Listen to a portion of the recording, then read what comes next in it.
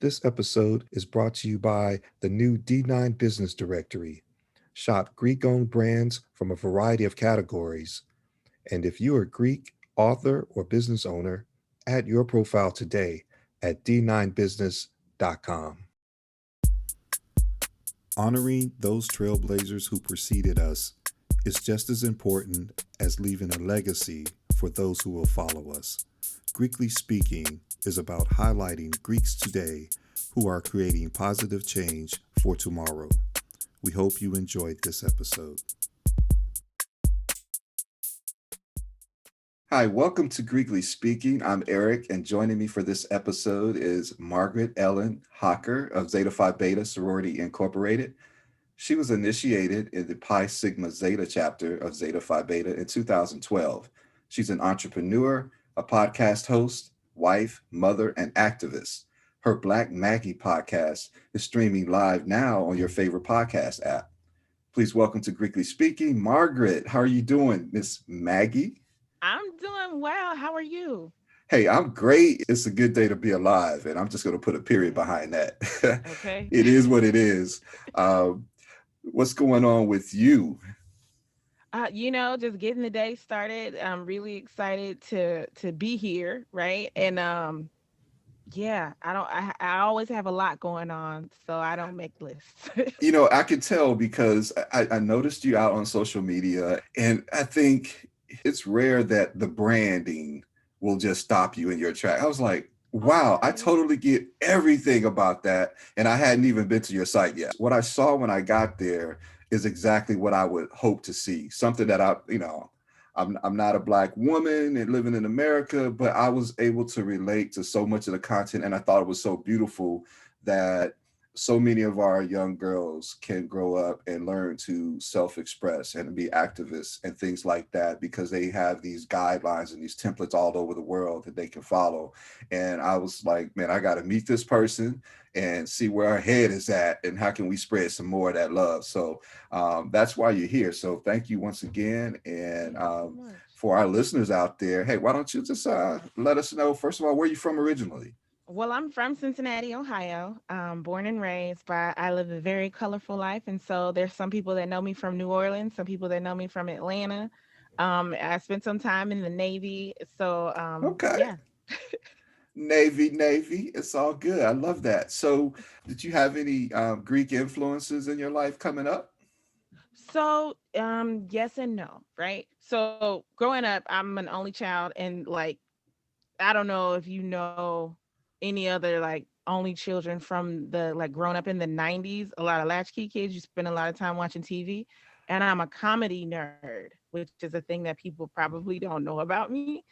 And Cheryl Underwood was my favorite. And because I also grew up without cable, so I only saw like the Friday night stuff.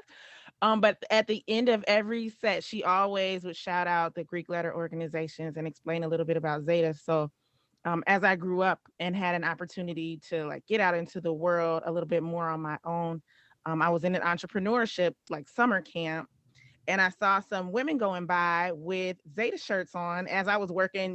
We had like a hot dog stand or something like that we were doing. And so then I'm like, well, I need to go on break. And I went and I chased them down. I was like, hey, like, I want to be like you when I grow up. Tell me what I need to do. And they were like, you know what? We have a youth group. And so then I became an Arcanet.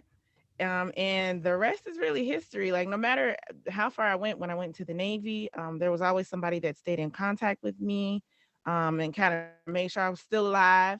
And so then when I made my way back to Cincinnati, I came on home. Wow, that is awesome. So you saw your path right away and you just stayed on it. I love that. So, how does your I family did. feel when you explained to them about this sorority thing that you were going to do? Yeah. So my parents, neither of them are Greek. Both of them attended college. My mom, she finished her master's, but they weren't really into Greek life or like that. My dad, he was a firefighter my whole life. So the only thing that he ever knew was like stuff from the 80s and the 70s that Mhm. people don't do anymore. So he was like, oh, I don't know why you would want to do that. I'm like, Dad, I don't know what you're talking about. Right. Um, but they were very supportive because they knew it was just something that I wanted to do. than I wanted my whole life. They were like, "Oh, that's the thing that you used to do when you were a teenager." So yeah, they were excited. Now I have cousins, right, that are Okay. from down south, and the most of them are deltas, and they didn't really know me like that. The only thing they knew is if, my mom or dad sent like newspaper clippings or something down south. So when I showed up to one of the events, I don't remember what it was. I had a Zeta bag, and they were like, "What?" Oh, um, so that was an exciting response that because was I a mean moment. almost all of them are deltas. It Uh-oh. was, but it was fun though. It was fun. All in good I love spirits. it. I love it. You know how that inter-family rivalry kind of gets. You get those side-eye looks. Like how many people were initiated with you? So I am the Trey Club. Okay. Okay. I know the last Zeta. I saw another Zeta that you interviewed, and I was like, Trey Club is gonna represent. But Another yeah, I was one of three. All three, right. and yeah, I mean, we're the ones that's gonna be outgoing, show up, get in the mix. It was interesting for me. Our line name was diversity because we came Diversity. from yes, because we came Okay. from completely different backgrounds, right? We have one of us. She's a nurse. I feel like she's a nurse practitioner now. She's ascended, right? Okay. Another she worked with like AmeriCorps when we were going through, so she's always been in service and social work and things like that. And I miss business, so Obviously, right. So that's what I this used to do. business getting it Mhm. done. So, Right. what kind of community service projects or community initiatives was your chapter known for? So we are known for two events that I feel like Rona and racism kind of took away from us. One was we used to do a bus trip for the football game between the Bengals and the Browns. Oh And wow. that was a Okay. hit for years, right? We used to do that. And then we also have an event called Girls to Women. And that's not gone Oh from us, but I think we're trying to figure out how to do that in a virtual space. But basically, when it was in person, we would provide meals, breakfast and lunch for up to like 150 women and children, women and daughters, and provide a full day of programming for everything from like, health and hygiene to how to get into college. In the last iterations of it, we actually invited like the public library and some more like financial literacy people to come up and set up in a marketplace. And we mm, actually had some shopping. So it's like we had such a big thing, wow. but it kind of dwindled down. But the thing that we are most known for is our resilience and our ability to adapt and adjust in adversity. So Wow. we found ways to still reach the people even though it's virtual. Obviously, you got the professional mic set up. You adapted pretty well, and I like that. Because that's what happens with diversity, right? You Mhm. you get the best of all aspects and perspectives, and it's great to see you in your chapter implementing those ways. But again, and I said this at the top of the segment, your brand just speaks toward that mentorship and that role model aspect for our young women, right, and our girls Right. coming up. So if someone was in a hot dog stand, selling Right. hot dogs in high school, and they were thinking about going Greek, what advice would you give them? I would say first of all, research the people before you, right? What impact did they have on the world and what areas did they excel? Because I will say, um, it's it's good to get around people that have the same ideas as you, but it's really good to get yourself into a space where people can actually help you with your career path because Black Greek letter organizations is a lifetime commitment, and it's a hard thing if you get into a space where everybody is teachers but nobody is into like the other stuff. So it's like find the people that are moving in the space that you would like to move as you consider beyond college, right? What type of person do you want to be in the world? And everybody is good, everybody has great things, everyone has attributes that are going to be positive. So even if you make a choice where it's like, man, I'm by myself, you have an opportunity to blaze a path. So I don't feel like there's a wrong choice, but I think that you should just find your vibe. So it's not about what you select; it's about the process, right? Just kind of Yeah. evaluating. I love that. That's beautiful that you point that out. So it sounds like Zeta's had a good impact on your life. It has. It I love has. it. So tell us about Black Maggie. I love the branding. What is that about for our listeners? So, I grew up in a space where, it was myself and my grandmother were the two people that I knew named Margaret, right? That looked like me. I spent a lot of time alone. A lot of times, either I'm the only black person or I'm the only woman or something like that. I spent a lot of time alone, and in that, I kind of developed this. I won't even say like a persona, but I think that me reading the perception that others have of me, it was like, okay, well, Black Maggie. That that makes the most sense. Because anytime they'll say, like, well, do you go by Margaret Ellen? Because my family says the whole thing like a Tribe Called Quest. But people will be like, well, is there another name? So that's where the name came from, and really, it was birthed out of me needing to express myself. I write for a living because I also have a corporate career, but I write to feed myself. But I wanted to be able to do something that was, kind of like soul feeding, not something that was just, reading over contracts and going over going over things. So it was born out of me needing to have that outlet, and I wanted to be very intentional because I've had blogs before. I've done like hair blogs and things like that. But I wanted to be intentional that I didn't box myself in, because I'll have a wave of a feeling of like, I need to tackle this thing, or like the community will be speaking to a thing that I really want to speak to.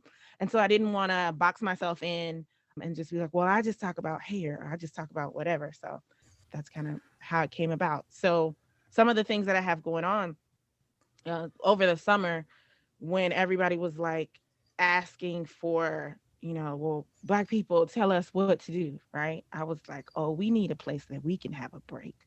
So I had an urban homesteading live class weekly where I called in my loctician. She's a master gardener.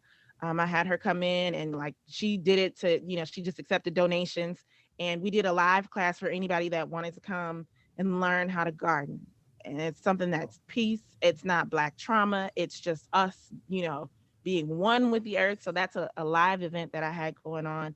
And in doing that and setting everything up to have that happen, I was like, well, shoot, I might as well do a podcast. And I was very intentional in putting my season one together because I wanted the content to be useful and timeless. I didn't want to be talking about people. That's not my vibe. I don't, you know what I mean? Like, I didn't want to be, discussing current events and things like that.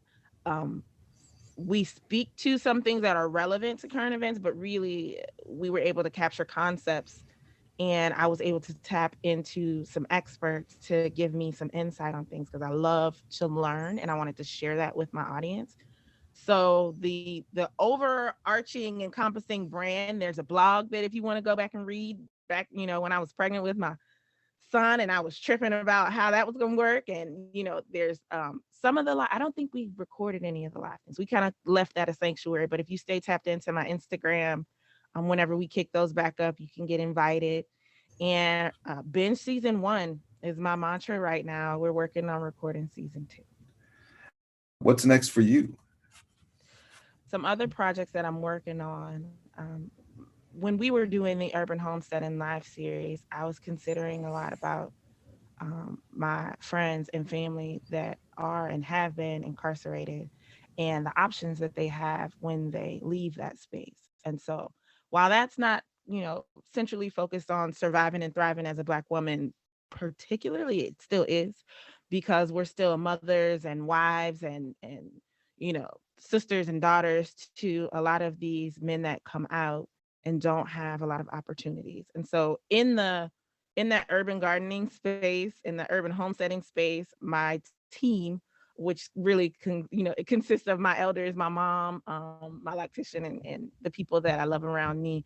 We are seeking to build something so that, when these men come out, when these women come out, they have some options. So I'm open to the universe right now. I want to put that out there. I wanted to make sure I said it on a recording somewhere, because I need the solid idea that something's sustainable. But that's the soul path that I'm on. I had a guest on our Thought Session podcast that Mhm. I would love to connect with you when you're ready to take that step. He's worked in that space. He's a licensed psychologist and therapist, counselor, and he's talked specifically about that. So, my goal is to experience a network where, if there is something that you wanted to do, someone you're Mhm. talking to today can help you find someone that can help you a little bit further. So that hopefully we'll see where we go with that. So until Right. then, hey, you keep doing what you're doing as far as Thank you. helping just spread a little sunshine. And I'm looking forward to 2021 now, because of Right. people like you and the things that you're doing, one show, one episode at a time. Don't Mhm. stop. I understand the struggle, but I do also appreciate the joy. So I know you love what you do. I can tell you've been smiling ever since we've been on. So it must be something good about it. How can people learn a little bit more about you and your brand? Well, the easiest way is to visit blackmaggie.com, traditional spelling of both words, and everything you need to know is there. We are also, if you search Black Maggie in any of the DSPs, you'll find us. So All right, Margaret, Ellen, Hocker. I love this. Hey, Black Maggie, the podcast is streaming everywhere. You enjoy your podcast. Check out our website, blackmaggie.com. Thank you so much for talking to us on Quickly Speaking, and we wish you the best of success in the future. Okay. thank you.